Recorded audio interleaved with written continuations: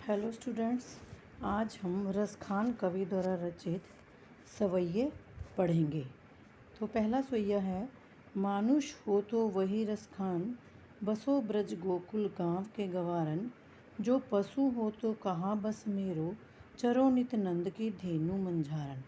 पाहन हो तो वही गिरी को, जो कियो हरि छत्र पुरंद्र धारन, जो खग हो तो बसेरो करो, मिली कलिंदी कूल कदम्ब की डारन। तो बच्चों, इसमें जो रसखान है, कवि वो ब्रज भूमि के प्रति अपना अनुराग प्रकट करते हुए कहते हैं कि मानुष हो कि यदि मैं अगले जन्म में मनुष्य बनूं तो गोकुल गांव के ग्वालों के बीच रहूं। तो फर्स्ट लाइन देखो, मानुष हो तो वही रसखान। रसखान कवि का नाम है कि रसखान कवि कहते हैं कि अगर मैं अगले जन्म में मनुष्य बनूं तो गोकुल गांव के ग्वालों के बीच रहूं। सेकेंड लाइन, यदि मैं पशु ही बन जाऊं, जो पशु हो तो कहा।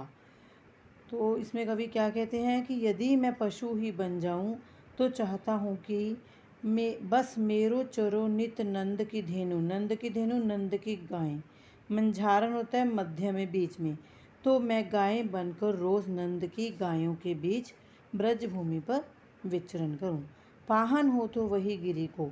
तो पाहन यहाँ पर पत्थर को कहा गया है और गिरी पर्वत को, और छत्र छाता पुरंद्र इंद्र को कहा गया है, और धारण करना। तो इस थर्ड लाइन में कवि क्या कहना चाहते हैं कि यदि मैं पत्थर बनूं तो उसी गोवर्धन पर्वत का अंग बनूं जिसे इंद्र के कोप से बचने के लिए कृष्ण ने छत्र के रूप में अपनी अंगुली पर धारण किया था। अगर जो खग हूँ, खग हो मतलब पक्षी, की अगर मैं पक्षी बनूं तो बसेरा करूं, कहाँ पर रहूं, मिली कालिंदी कूल कदम्ब की डारन। यहाँ पर देखो, कालिंदी यमुना को कहा गया है और कूल का अर्थ है किनारा, डारन डालें। तो क्या कहना चाहते हैं इसमें रसखान कि यदि मैं पक्षी बनूं तो यमुना के तट पर कदम्ब की डालों के बीच अपना बसेरा बनाऊं। इस प्रकार मैं ब्रजभूमि से नाता बनाए रखना चाहता हूँ। इसमें जो इसका सेकंड सवैया रसखान जी का, उसमें रसखान कहते हैं, पहले हम लाइंस देख लेते हैं पढ़ के। या लकुटी अरु कामरिया पर राज तिहूँ पुर को तजी डारो।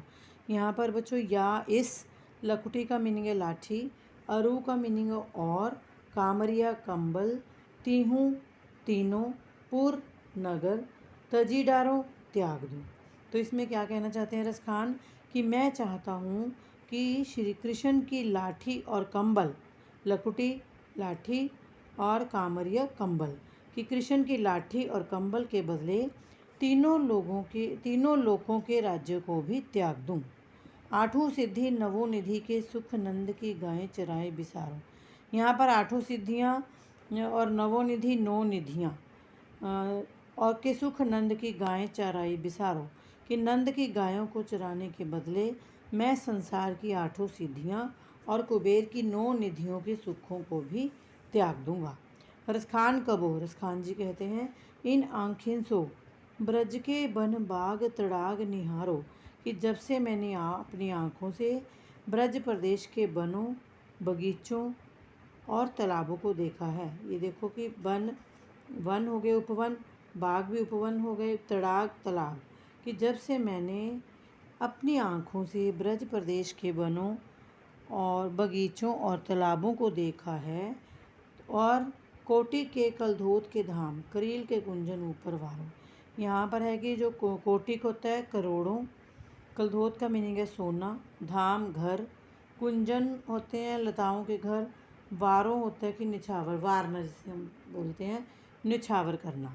तो क्या कहना चाहते हैं इसमें कवि कि जब से मैंने अपनी आँखों से ब्रज प्रदेश के वनों को, बगीचों को और तालाबों को देखा है और करील के घने कुंजों को देखा है, तब से मन होता है कि मैं इनमें निवास करने के लिए करोड़ों सुनहरे महलों को भी निछावर कर दूंगा।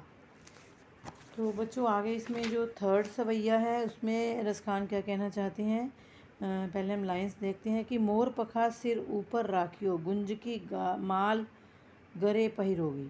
मोर पखा होता है कि मोर के पंखों से बना हुआ मुकुट, और गुंज एक पौधे पर उगने वाला विशेष प्रकार के दाने का नाम है, और गरें गले में पहरोगी पहनना। तो इसमें जो कृष्ण से प्यार करने वाली एक गोपी अपनी सखी को एक जैसे उलाहना देना, जिन्हों पंजाबी च बच्चों ਆਪਾਂ ਲਾਂਬਾ ਕਹਿੰਦੇ हैं कि उलाहना के स्वर में कहते कि हे सखी, मैं कन्हैया की तरह अपने सिर पर मोर पंखों से बना हुआ मुकुट धारण कर लूँगी। ओढ़े पितंबर लै लुकटी बन गोधन गवारन संग फिरूँगी। तो इसमें वो क्या कहना चाहते हैं, ओढ़ पितंबर, ओढ़ना, ओढ़ लूँगी, पितंबर पीला, ले लूँगी, लकुटी आपको पहले भी मैंने बताया लाठी, गोधन गाय को बोलते हैं, गवारन गवाले, संग फिरूँगी, संग फिरूँगी, साथ में फिरना। तो इसमें सेकंड लाइन में रसखान क्या कहना चाहते हैं कि जो सखियां हैं जो कृष्ण जी से प्रेम करती हैं, वो उनको लांबा दे रही हैं, उल्हाना दे रही हैं कि मैं अपने गले में गुंजों की माला पहन लूँगी और कृष्ण का रूप धारण करने के लिए मैं पीले वस्त्र भी धारण कर लूँगी। भाव तो वही, भाव तो होता है अच्छा लगना। मेरो रसखान सो तेरे कहे सब स्वांग, स्वांग रचना होता है कि किसी की तरह भी रूप धारण कर लेना। तो इसमें क्या कहते हैं कि अपने हाथों में लकुटी लेकर गायों और गवालों के साथ जंगल में भी घूम लूँगी। वह कृष्ण मेरे मन को बहुत अच्छा लगता है। भाव तो वही का मीनिंग है कि वह कृष्ण मेरे मन को बहुत अच्छा लगता है, इसलिए तेरे कहने पर मैं कृष्ण का सारा स्वांग रच लूँगी, अर्थात कि मैं श्री कृष्ण जी की तरह बन जाऊँगी। या मुरली मुरलीधर की अधरान धरी अधरा न धरूँगी। तो इसमें क्या है कि जो मुरली बजाने वाली मुरलीधर श्री कृष्ण, अधरान अधर होठों को कहा गया है, धरी रख लेना, जैसे बांसुरी को कृष्ण जी होठों पर रख लेते हैं, अधरा होठों पर, और धरूँगी रखूँगी। तो लास्ट लाइन में क्या कहना चाहता है कि परंतु हे सखी, मैं कृष्ण के होठों पर रखी है मुरली किसी सूरत में अपने होठों पर नहीं रखूँगी। इसी मुरली ने ही तो मुझे श्री कृष्ण से दूर किया है। तो फोर्थ पैरे में क्या कहना चाहते हैं रसखान कि कानन दे अंगुरी रही वो जब ही मुरली धुन बंद बजे हो।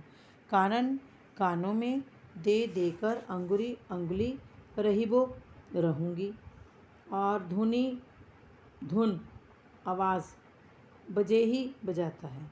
तो कृष्ण की बंशी सुनकर धुन से मोहित होकर एक गोपी कहती है, तो जैसे कृष्ण जी बंसी बजाते हैं तो उससे मोहित होकर एक गोपी कहती है, हे सखी, जब कृष्ण धीमे धीमे मधुर स्वर में बंशी बजाएंगे तो मैं अपने कानों में उंगली दे लूँगी, ताकि वंशी की जो मोहक स्वर मुझ पर अपना जादू ना चला सके। मोहिनी तानन सो रसखान अटा चढ़ी गोधन गेह तो गेह। यहाँ पर मोहिनी मोहित करने वाली, तानन तान जो बंसरी से निकलती आवाज़, अटा अटालिका ऊपर चढ़ जाना महल के, गोधन एक लोकगीत है, और गेही गाय। तो इसमें क्या कहना चाहती है कि वह जो अनंत सागर कृष्ण कि जो अनंत से भरे हुए श्री कृष्ण हैं, चाहे वह भवन के अटालिकाओं के महल के ऊपर चढ़कर भी अपनी मोहिनी तान बजाएं तो वो बजाते रहें, और गोधन नामक लोकगीत गाएं तो भी मुझे कोई फ़र्क नहीं पड़ता, वो गाते रहें और मुझ पर इसका कोई प्रभाव नहीं होगा। टेरी कहो सिंगरे ब्रज लोगिन काल ही कहो कितने समझो है। तो इसमें टेरी पुकार कर बुला लेना, टेरना, सिगरे सारे, काल ही कल, और कोऊ कितना, समझू समझना। तो इसमें आगे क्या कहना चाहती है वो सखी मोहित जो कृष्ण जी पर मोहित है कि परंतु यदि किसी प्रकार उस कृष्ण की मधुर वंशी धुन मेरे कानों में पड़ गई तो ब्रज के समस्त लोगों, वह ब्रज के लोगों को बताना चाहती है, आवाज़ पुकार कर कहना चाहती है कि मैं पुकार पुकार कर कह रही हूँ कि चाहे फिर मुझे कोई कितना ही समझा ले तो मेरी मस्ती कम नहीं होगी।